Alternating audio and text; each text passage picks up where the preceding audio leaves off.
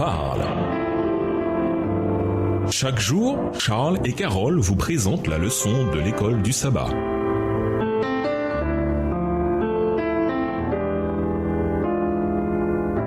Bienvenue dans votre émission Dieu nous parle. Nous voilà à la leçon de mercredi, le jugement et le peuple de Dieu. Comparons 1 Pierre 4, les versets 17 à 19 avec Ésaïe 10, les versets 11 et 12 et Malachie 3, les versets 1 à 6. 1 Pierre 4, les versets 17 à 19. Car c'est le moment où le jugement va commencer par la maison de Dieu. Or, si c'est par nous qu'il commence, quelle sera la fin de ceux qui n'obéissent pas à l'évangile de Dieu? Et si le juste se sauve avec peine, que deviendront l'impie et le pécheur? Ainsi que ceux qui souffrent selon la volonté de Dieu remettent leurs âmes au fidèle Créateur en faisant ce qui est bien.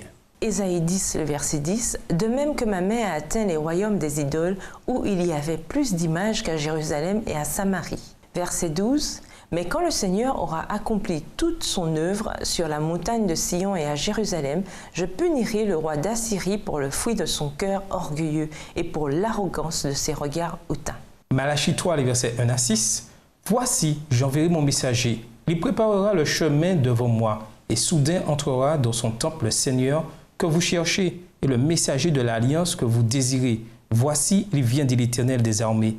Qui pourra soutenir le jour de sa venue? Qui restera debout quand il paraîtra? Car il sera comme le feu du fondeur, comme la potasse des foulons.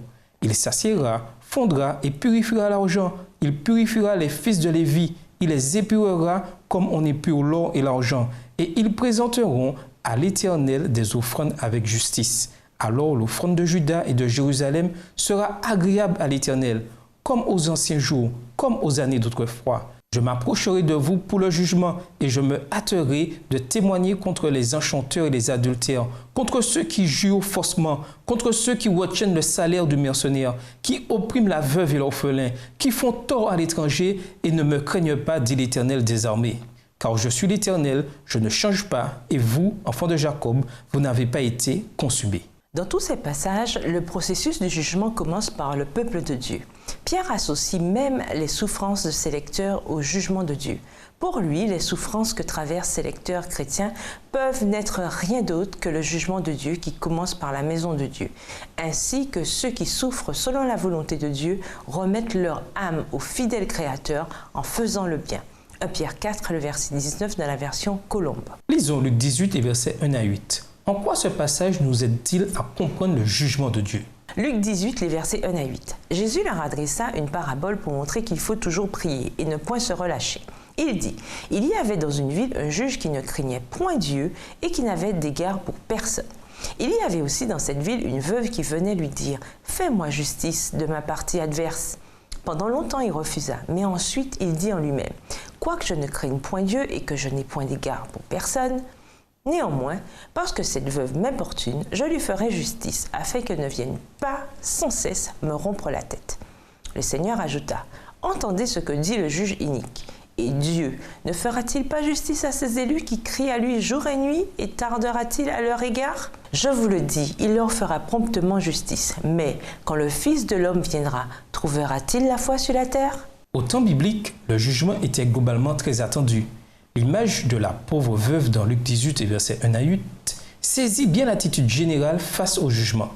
La veuve sait qu'elle aura gain de cause seulement si elle peut trouver un juge qui acceptera de traiter son affaire. Elle n'a pas suffisamment d'argent ni un statut suffisamment élevé pour se faire entendre, mais elle finit par persuader le juge de l'écouter et de lui donner ce qui lui revient.